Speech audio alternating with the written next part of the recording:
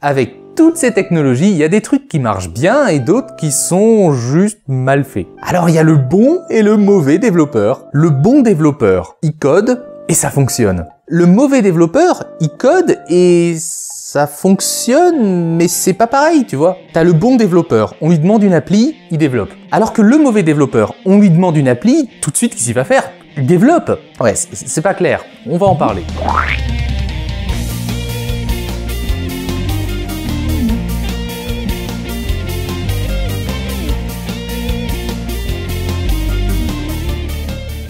Il y a tellement de trucs qui bug que critiquer les développeurs, c'est plus que tentant. Mais c'est encore mieux quand on sait de quoi on parle. Développer un site, un jeu ou n'importe quel programme, c'est un petit peu comme construire une maison. On peut choisir de partir sur des bases solides ou de tout faire en merde et compter sur le fait que les gens verront pas tout de suite la différence. Ou en tout cas bien après l'achat. Sauf que si, on l'a fait la différence en fait. En permanence dans notre quotidien. Une interface qui ralentit, un programme qui plante, un bidule qui marche plus, tout ça. C'est comme une maison, si tu rates un petit truc, ça peut avoir des conséquences catastrophique. Mais c'est pas toujours la faute du développeur. Si on lui impose une technologie, un planning ou une manière de faire incorrecte, bah le type c'est juste une victime de plus. Vous voulez comprendre pourquoi tellement de choses sont aussi mal codées? Il y a un millier de raisons. Là, on a le sponsor parfait pour cette vidéo, le site de formation de développeurs en ligne Open Classroom. Et c'est vachement bien, non vraiment. Autrefois connu sous le nom de site du zéro, on y trouve les meilleurs tutoriels en ligne pour apprendre notamment à développer. T'as un peu de temps libre? Tu peux apprendre chez toi, tranquille, par exemple à développer un site web ou une appli mobile. Et là, le twist, c'est qu'ils donnent des formations complètes qui apportent au final des vrais diplômes reconnus par l'État. Pas des bizarreries, hein. Là je te parle de Bac+2, Bac+3, Bac+5. C'est très bien fait, il y a des vidéos, des exercices pour pratiquer, on est même suivi par un mentor. Ça dure entre 6 mois et 2 ans et tu commences quand tu veux. Mais ça doit coûter vachement cher. Eh ben justement, ce qui aurait pu être le défaut est en fait leur principal attrait. Ces formations en alternance peuvent être intégralement financées par Pôle emploi ou une entreprise qui cherche à recruter. T'as rien à payer. Ouais, mais pour trouver une alternance, faut déjà trouver une entreprise. Ouais, mais ils t'aident. Pendant 2 mois, Open Classroom t'aide à faire ton CV, ta lettre de motivation et même à préparer un entretien. C'est pour ça que Pôle emploi les finance, ils font un peu leur boulot. Sérieusement, c'est pas mal. Ça permet une vraie montée en compétences. Il y a plein de gens qui sont pas faits pour le système scolaire. Alors voilà une alternative pour enrichir son CV et se donner les meilleures chances. Et j'apprécie parce que c'est pas discriminant. C'est ouvert à tous les Français, justement parce que l'aspect financier peut être pris en charge. Tu peux même avoir un salaire d'alternant et gagner de l'argent pendant ta formation. Voilà, je pense que cette solution peut répondre à beaucoup de problèmes, alors jetez-y un œil, le lien est en description. Ça peut être une voie intéressante. Allez, on enchaîne avec une collection de mauvais développeurs. Rassurez-vous, je vais essayer de garder les choses simples pour que vous, les clients, les vraies victimes en fait, puissiez y comprendre quelque chose. Déjà, il faut savoir qu'un développeur ne code pas tout à partir de rien, parce que sinon il passerait son temps à réinventer la roue et il perdrait du temps et donc de l'argent. Donc il s'appuie sur des morceaux de code écrits par d'autres gens, très génériques, qu'il peut réutiliser à volonté. On va appeler ça des frameworks. C'est une structure commune de base. On utilise des frameworks pour tout, faire des jeux, des sites web, des applis. Il y en a des plus ou moins complexes. Mais c'est génial alors. Oui, ça c'est ce que pense le petit jeune qui débute. Seulement, c'est un peu comme quand tu construis une maison, tous les frameworks sont pas adaptés à toutes les situations. Il y en a qui sont de véritables usines à gaz, ce qui reviendrait à installer un plancher béton et installer du double vitrage pour faire la niche du chien dans le jardin. C'est complètement débile. Oui, mais c'est ce que font la majorité des développeurs. Et après tu t'étonnes que ton iPhone y rame. Ils prennent le framework le plus puissant et le plus complet, par habitude, et ils codent tout avec. Résultat, tu te retrouves avec des applications inutilement lentes. Genre vraiment très lentes, hein. Ah ouais, ça, qu'est-ce qu'on s'en tape de ces et y a personne qui s'est rendu compte du problème. Ben pas assez, faut croire, hein. Et ça s'explique, nos appareils devenant de plus en plus puissants. Si les applis demandent de plus en plus de puissance également, ben nous on fait à peine la différence. Sauf quand tu prends un appareil qui a 10 ans et que tu te rends compte qu'à l'utilisation il était plus fluide que ton téléphone actuel. Et on peut pas s'en passer des frame trucs là? On pouvait s'en passer quand tout était hyper simple. Dans les années 80, quand tu faisais un jeu en 4 couleurs qui tenait sur une disquette, tu pouvais te débrouiller, tu vois. De nos jours, tout est tellement complexe que ce serait peine perdue. Et puis, soyons clairs, c'est indispensable. Construire un programme avec des frameworks ou des librairies, c'est comme assembler des grosses pièces de Lego. C'est pratique. Seulement voilà, un des défauts majeurs des mauvais développeurs, c'est qu'ils savent pas développer. Parce qu'à force de passer son temps à lire de la doc et à jouer au Lego comme ça, ben il sait plus vraiment programmer. Il y en a plein des comme ça, qui savent utiliser les dernières technologies et les embriquer comme ça, mais tu les mets devant un problème d'algorithme, alors là il n'y a plus personne. Et comme ils savent pas vraiment programmer en profondeur, ben ils vont bricoler des solutions. Généralement en rajoutant encore plus de briques. Et ce bricolage, c'est l'opposé de ce qu'on appelle l'optimisation. C'est lent. Et c'est très incertain. C'est pour ça que tu as des applis toutes vides, genre t'as rien dedans, c'est très joli, hein, une belle animation, mais c'est hyper lent et hyper lourd. Et puis les développeurs qui font qu'assembler des briques fabriquées par d'autres, ils vont avoir tendance à le faire systématiquement. Mettons, ils ont besoin d'une petite fonction. Au lieu de la programmer en 1 heure, ils vont plutôt en passer 2 à installer une nouvelle brique, ralentissant et complexifiant d'autant l'application. Enfin, un truc auquel on pense pas, plus tu utilises de frameworks, de briques, de choses comme ça, plus tu dépends des sociétés, des auteurs de ces briques. Et le jour où t'en as une qui ferme, qui devient inadaptée ou méchamment payante, ben ça fout tout le monde dans la panade. Je vous donne un exemple historique. En 96, la fusée Ariane 5 explose à 4000 mètres d'altitude. Les développeurs avaient repris un bout de code d'Ariane 4, qui marchait bien sur Ariane 4. Sauf qu'avec Ariane 5, les cases de la mémoire faisaient pas exactement la même taille, donc c'était pas totalement compatible. Et c'est ainsi qu'en voulant réutiliser du code inadapté pour aller plus vite, on a explosé littéralement 370 millions de dollars.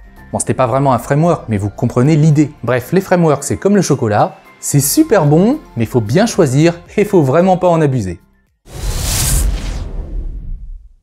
Quand il y a un bug, il paraît que le problème c'est entre le clavier et la chaise. Ça c'est toi. C'est vrai aussi en développement. Un bon développeur va prendre son temps parce qu'il va penser à tout. L'évolution, la rétrocompatibilité, l'optimisation, les dépendances, tout ça. Le mauvais développeur, lui, il va surtout penser à lui. Avant toute chose, les cas que je vais énumérer maintenant peuvent concerner n'importe quel développeur, y compris les bons. Parce qu'on est humain, personne n'est parfait, et c'est bon de rire de soi-même. Alors si vous êtes développeur, à vous de trouver dans quelle catégorie vous vous reconnaissez. Allez, on commence avec le petit génie. Il parle très vite, avec des mots un petit peu compliqués, même si ça n'a pas forcément de rapport, hein, c'est pas grave, et il te propose des solutions avant même que t'aies fini d'exposer le problème. Tu sais, c'est le genre de mec, si tu te mets à tousser, il va te dire « Oh bah vas-y, arrête de fumer, tu verras, ça a bien marché pour moi », avant même que tu aies le temps de lui dire que tu fumes pas, tu vois.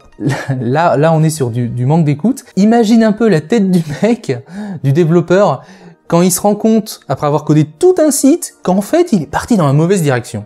Et qu'il n'y a plus de budget. Et que du coup, faut adapter le machin qu'il a fait pour que ça corresponde aux attentes. Et ça arrive tout le temps. Merci le petit génie. Et on a évidemment le joueur de Lego, là, celui qui va résoudre tous les problèmes avec les solutions des autres, c'est-à-dire des frameworks. Lui, à la limite, les performances, il sait pas ce que ça veut dire, ça l'intéresse pas. Ce qui l'intéresse, c'est les dernières technologies à la mode, hein, tu sais, les trucs qui brillent, qui sont tout neufs, pour enrichir son CV. Après, forcément, quand tu te retrouves avec un char d'assaut alors que t'avais demandé une petite tondeuse... Ouais, c'est un gamin en fait. Non, pas toujours. Enfin, disons qu'il est facile de se faire passer pour un petit génie quand on se repose sur les frameworks les plus faciles à prendre en main. Ouais, je sais utiliser WordPress, je suis un web développeur. Tu sais, c'est un petit peu comme un gamin, tu lui apprends par cœur 3 phrases en chinois, il va les répéter à tout le monde, il va dire je parle chinois. Les gens qui parlent pas chinois, ils font pas la différence. Et concrètement, il dit vraiment des trucs en chinois.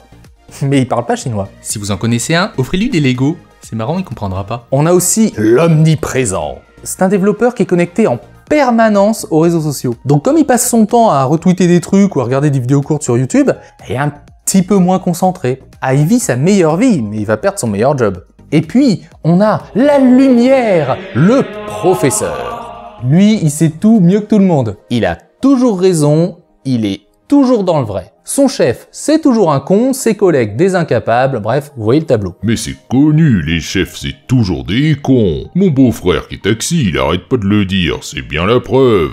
Et s'il faut, le professeur est peut-être même réellement doué, mais il est insupportable. Et quand t'as pas une bonne ambiance dans l'équipe, ça peut vraiment pourrir le résultat. On peut d'ailleurs parfois le combiner avec l'hypocrite. Ça, c'est un problème de comportement et pas vraiment un problème de développement. Tu sais, c'est le type qui va jamais te dire les choses quand ça te dérange, mais qui va aller se plaindre par derrière, si possible au patron. Oui, comme un lâche, c'est bien de ça dont il s'agit. Le pire étant quand l'hypocrite est en plus un arriviste qui veut absolument gérer tout le projet. Et là où ça devient problématique pour le développement, et donc pour les produits qu'on utilise, c'est que c'est le genre de type qui ne reconnaît jamais ses erreurs. Je vous laisse imaginer à quoi ressemble son code.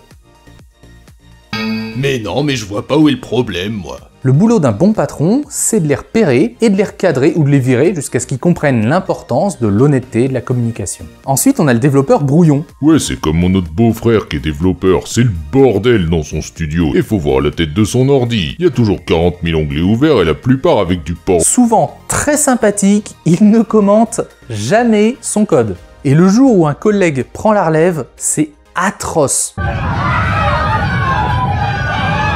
terrible. On sait pas s'il est bon ou mauvais, parce que personne comprend ce qu'il fait. En général, comme il est brouillon dans sa tête aussi, il va avoir tendance à faire des fonctions inutiles, des choses comme ça. Histoire de bien rendre le code inutilement compliqué en plus. Je vais être honnête, lui, il me fait plus rire qu'autre chose. Je peux pas en vouloir à quelqu'un qui est juste maladroit. Enfin, les premières années en tout cas. Et puis il y a le perfectionniste. C'est un vrai défaut. Vous vous rappelez quand je parlais des joueurs de Lego là qui savent rien optimiser? Ben lui, c'est l'extrême inverse. Il va passer son temps, et accessoirement le temps des autres aussi, à tout refaire, tout optimiser. Après, le code qu'il produit est génial, mais il est fou. Bien développer, c'est aussi faire la balance entre le temps, la qualité et l'objectif. Après, c'est juste dommage de prendre 3 mois pour coder un petit bouton. Et enfin, on a le bon développeur. C'est pas un mauvais développeur alors. Et si, dès qu'on commence à être un peu trop sûr de soi, on a tendance à se reposer sur ses lauriers. Or, l'informatique, c'est un milieu particulier où tu passes ta vie à tout réapprendre. Parce que les technologies et les normes évoluent sans cesse. Un développeur qui clame partout qu'il est super bon, c'est surtout un mec qui est vachement sûr de lui. Ce qui n'est pas une bonne chose pour un développeur. Enfin, en ce qui me concerne, plus j'apprends, plus je me rends compte qu'il y a des milliards de choses que je connais pas. Donc si t'es persuadé de base de tout connaître, c'est fini. Et le bon développeur peut aussi évoluer en développant merdeur et aller sur les réseaux sociaux ou les forums se moquer ouvertement des erreurs des autres. Il va faire exprès d'employer des concepts très compliqués pour bien asseoir sa supériorité. Fera preuve d'une mauvaise foi terrible devant ses propres erreurs. Bah oui, puisqu'il est bon. Pas possible. Et il a généralement un autre défaut, et là je crois que les développeurs verront très vite de quoi je parle, c'est que dès qu'il va voir un autre développeur, il va tout de suite se sentir en compétition. Et il va invariablement jouer à qui a la plus grosse. Et ces gens-là, c'est Tchernobyl dans une équipe de dev. Au passage, on appelle ça l'effet Dunning-Kruger. C'est la propension qu'ont les gens les moins qualifiés à surestimer leurs compétences. Et c'est valable partout. Voilà, vous remarquerez au passage que de nombreux défauts que j'ai cités chez les développeurs se retrouvent aussi bien dans d'autres professions. L'humain reste l'humain. Et si la compétence représente la moitié de la valeur d'un développeur, l'autre moitié, c'est bien le plan humain. Là, j'ai listé les principaux, mais il y en a plein d'autres. Ceux qui commandent trop, ceux qui font des branches et des variantes pour tout, ceux qui passent plus de temps à discuter qu'à vraiment coder, ceux qui testent jamais rien. Je vous invite à compléter la liste en commentaire, je mettrai en avant les meilleurs.